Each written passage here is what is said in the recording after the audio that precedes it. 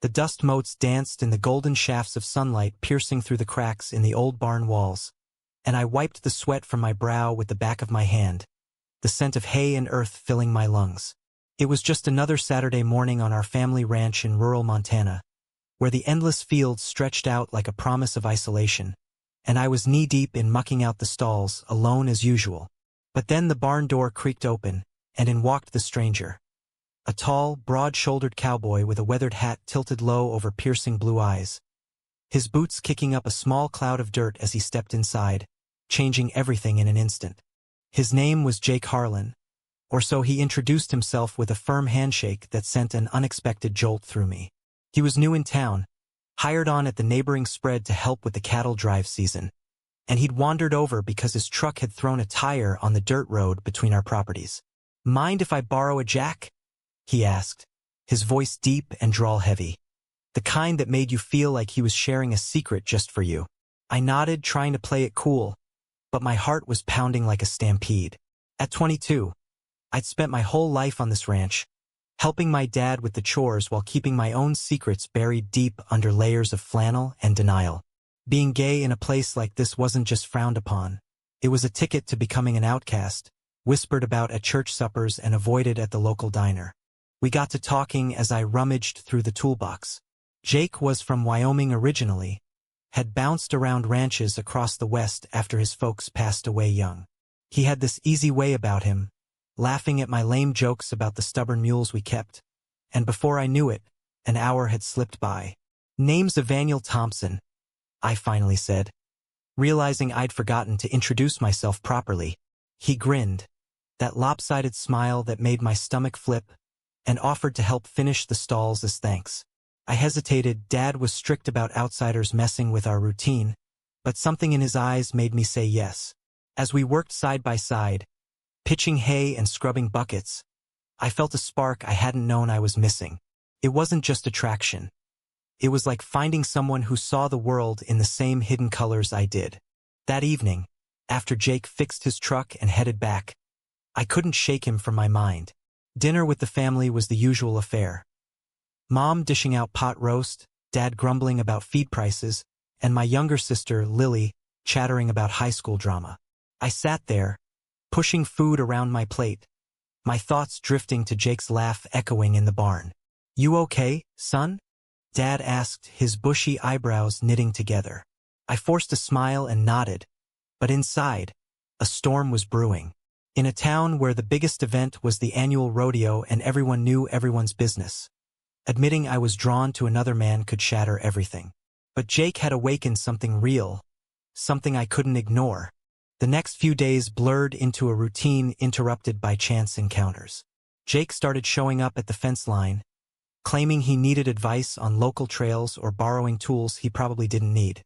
We'd talk for hours, about the stars over the prairie, the thrill of breaking a wild horse, even the loneliness that came with this life. He shared how he'd left his last job after a fallout with the foreman, hinting at personal reasons without spelling them out. I opened up too, about how the ranch felt like a cage sometimes, how I dreamed of seeing the world beyond these fences but felt tethered by family duty. There was an unspoken understanding between us, a pull that grew stronger with each meeting. One afternoon, as we sat on hay bales sharing a thermos of coffee, Jake looked at me squarely. "You ever feel like you're living someone else's life, Evaniel?" His question hung in the air, heavy with implication. I swallowed hard, my pulse racing. "All the time," I admitted, my voice barely above a whisper. In that moment, our hands brushed, and neither of us pulled away. It was innocent but electric, a silent acknowledgement of the connection forming. Yet fear gnawed at me. What if someone saw? What if this led somewhere I wasn't ready for? The ranch was my home, my heritage, but Jake was stirring up questions I'd long suppressed. As the week wore on, our interactions deepened. Jake invited me to help him mend a fence on his side, and we spent the day under the relentless sun, muscles aching but spirits high. He told stories of his travels, painting pictures of cities I'd only seen in movies, and I shared memories of growing up here. The good, like summer bonfires, and the bad, like the isolation that bred judgment. Folks around here don't take kindly to differences, I said casually, testing the waters. Jake nodded, his expression turning serious. I know that all too well, but life's too short to hide who you are. His words hit like a gut punch, forcing me to confront the walls I'd built. By the end of that first week, I was hooked. Jake wasn't just a cowboy. He was a mirror reflecting the parts of me I'd hidden. But with every stolen glance and shared laugh, the risks loomed larger. My best friend from town, Mike, had made homophobic jokes at barbecues, and Dad's church group railed against city sins every Sunday. Pursuing this could mean losing it all. Still, as I lay in bed that night, staring at the ceiling, I couldn't deny the warmth spreading through me. For the first time, I felt alive, truly seen. But how long could this secret last in a place where secrets rarely stayed buried? The following weekend brought the county fair, a whirlwind of fried food, livestock shows, and small-town gossip. I convinced Jake to tag along, framing it as a neighborly outing, but my nerves were frayed. We wandered the grounds, dodging kids with cotton candy and admiring prize-winning steers. Jake's presence felt like a lifeline in the crowd, his shoulder brushing mine as we laughed at a clown's antics. "This is nice," he said softly, his eyes meeting mine with an intensity that made my breath catch. I nodded, but inside paranoia crept in. Were people staring? Did they suspect? That night, under the fireworks, we found a quiet spot away from the throng. The bursts of color lit up Jake's face as he turned to me. "Evaniel, I gotta be honest. I didn't come over that first day just for a jack. I saw you from the road working alone, and something drew me." His confession hung between us, vulnerable and raw. My heart soared, but fear clamped down. "Jake, this town, my family, it's complicated." He reached out, his hand on my arm, steadying me. "I get it, but maybe we don't have to figure it all out at once." In that moment, with the sky exploding above, I leaned in, our foreheads touching in a gesture more intimate than any kiss. It was our first real acknowledgement, a promise whispered in the dark. Back at the ranch, life resumed, but everything had shifted. Jake became a fixture, helping with chores and sharing meals when Dad was out. Mom warmed to him quickly, calling him that nice young man, oblivious to the undercurrents. Lily, sharper than most, shot me knowing looks but kept quiet. Our bond grew through small acts, fixing a tractor together, riding horses at dusk, talking late into the night about dreams deferred. Jake opened up about his past, a high school crush that ended in heartbreak when rumors spread, forcing him to leave town. "I learned to keep moving," he said, his voice tinged with regret. Hearing that, I shared my own fears, the pressure to marry local, continue the family line, all while suffocating under expectations. One evening, as we watched the sunset from the porch, Jake took my hand openly, no one around to see. "What are we doing here, Evaniel?" he asked. I squeezed back, emotions swirling. "Figuring out how to be us, I guess." But doubt lingered. The next day at the feed store, I overheard whispers. "That new guy's a bit off, don't you think?" My stomach twisted. Was it paranoia or were cracks forming? I confronted Jake later, my voice shaky. "We have to be careful." He nodded, but his eyes held hurt. "Hiding isn't living," he countered gently. Our first real tension, born of the world's weight pressing in. As summer heated up, so did our connection. We stole moments, a walk in the woods, a swim in the creek, where we could be ourselves. Jake challenged me to think bigger. What if we left? Started fresh somewhere accepting? The idea thrilled and terrified me. The ranch was my legacy. Abandoning it felt like betrayal. Yet, with Jake, I glimpsed freedom. Conflicts arose internally too. I skipped church one Sunday, claiming illness, but really to spend time with him. Guilt gnawed, but joy outweighed it. Then came the first external clash. Mike dropped by unannounced, catching us laughing too closely in the barn.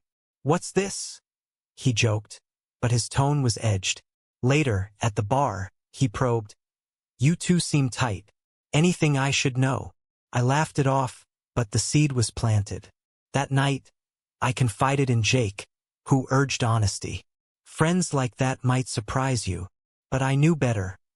Mike's family was as conservative as mine. The divide widened, loyalty to my roots versus this new love. Midsummer brought a storm, literal and figurative.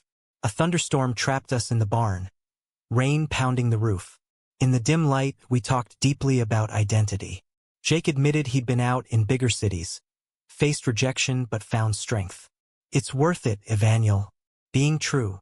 Inspired, I kissed him impulsively. Our first, chaste but profound.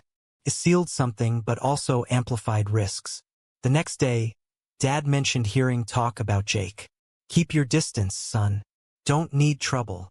His words stung, forcing me to lie to hide.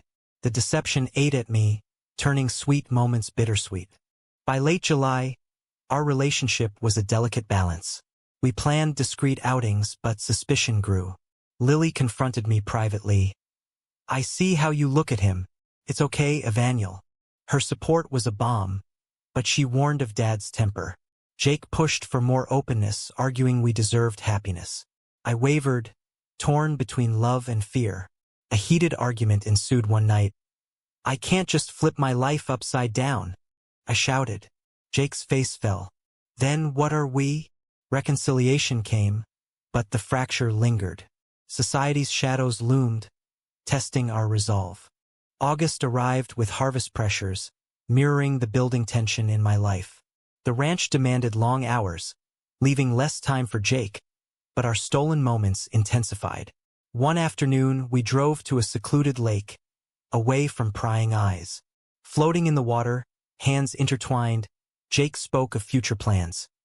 Maybe a small place together in Colorado, where attitudes were shifting.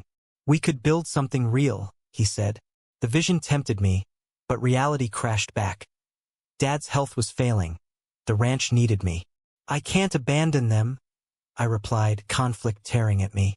Back home, rumors escalated. At a community barbecue, whispers followed us. Those two are always together, someone muttered. Mike pulled me aside. People are talking, man. Is there something going on? His concern masked judgment, and I denied it vehemently, hating myself for it. Jake, overhearing later, was furious. Denying us? That's not love, Evaniel. Our biggest fight yet erupted in the barn, voices echoing off the walls. You don't understand. This could destroy my family, I yelled. He stormed out, leaving me in silence, regret flooding in. Reconciliation was tentative. Jake returned the next day, apologetic but firm. I won't be your secret forever. We agreed to take it slow, but the damage was done, trust frayed. Meanwhile, societal pressures mounted. Dad's church hosted a family values seminar, railing against modern perversions. Sitting there, I felt like a fraud, Jake's absence a glaring void. Lily noticed my distress, offering quiet support. You deserve to be happy, bro. Her words bolstered me, but fear dominated. A turning point came mid-month. Jake was outed accidentally when an old acquaintance from Wyoming visited town and spilled stories at the diner. Word spread like wildfire. That cowboy's one of them. Confrontations followed. Jake's boss gave him sidelong looks. Locals avoided him. He confided in me, vulnerable. This is why I keep moving. My heart broke, but I hesitated to stand publicly. Instead, I offered private comfort which felt insufficient. Fight with me, he pleaded. But cowardice won. I stayed silent. The fallout hit home. Dad cornered me. Heard about your friend. You know better than to associate with that. His disappointment cut deep, forcing a choice. I defended Jake vaguely, earning suspicion. Don't bring shame on this family, Dad warned. Mom, sensing turmoil, tried mediating. We just want what's best. But best meant conformity. Internal strife peaked. I loved Jake, but family ties bound me. Jake faced harassment. Slashed tires, anonymous notes. Leave town, freak. He downplayed it, but I saw the toll. One night, we met in secret, his eyes shadowed. This place is poison, he said. I held him, whispering promises, but doubt crept in. Was love worth this pain? A controversial decision loomed. Stay hidden or come out, risking all. Tensions boiled over at the rodeo. Jake competed, drawing cheers until a heckler shouted slurs. Chaos ensued. Fists flew. Jake defended himself. I watched from afar, paralyzed, ashamed of my inaction. Afterward, bandaging his cuts, tears flowed. "Where were you?" he asked, hurt raw. I couldn't. Not yet. Our bond strained to breaking. In the aftermath, community divided. Some sympathized quietly, others condemned. Lily rallied friends for support, sparking debates on acceptance. But Dad doubled down. "No son of mine." The ultimatum hung unspoken. Jake proposed leaving together. "We can start over." Tempted, I wavered, loyalty versus self. Family dynamics fractured. Dad's anger simmered. Mom worried silently. Lily advocated, "Tell them, Evaniel. They're family." But fear of rejection paralyzed me. A heated dinner argument erupted when Dad disparaged Jake. "That kind's not welcome." I snapped, "He's a good man." Silence fell, suspicion dawning. "What are you saying?" Dad demanded. I backpedaled, but the seed was sown. Jake's patience waned. "Choose, Evaniel, us or this facade." His ultimatum forced introspection. Nights were sleepless, weighing love against legacy. Society's grip tightened. Church friends shunned me subtly, assuming guilt by association. A local paper ran an op-ed on traditional values, igniting debates. Some youth supported change, but elders resisted. Climax built during a storm. Jake announced plans to leave. "I can't stay where I'm hated." Devastated, I begged time. That night, confronting Dad, truth spilled. "I'm gay, and I love Jake." Shock rippled. Dad's face reddened. Mom gasped. "How could you?" Dad roared, citing Bible and tradition. "This family's no place for that."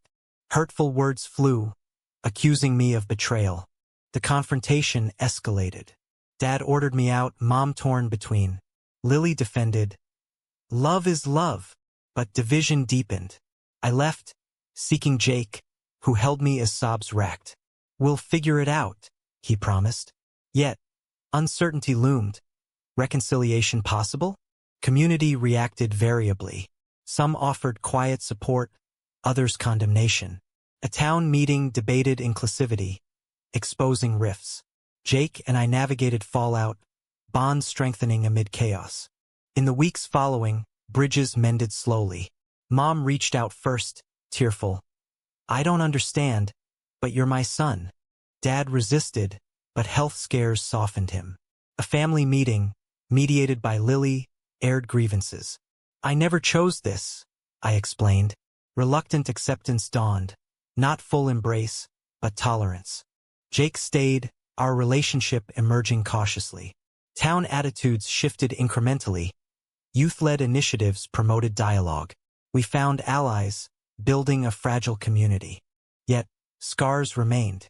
Jake's wanderlust tempted, but we committed to roots with change. Love prevailed, but at cost, strained ties, lost friends. Looking back, the journey from that barn meeting to here was tumultuous, filled with choices that challenged norms.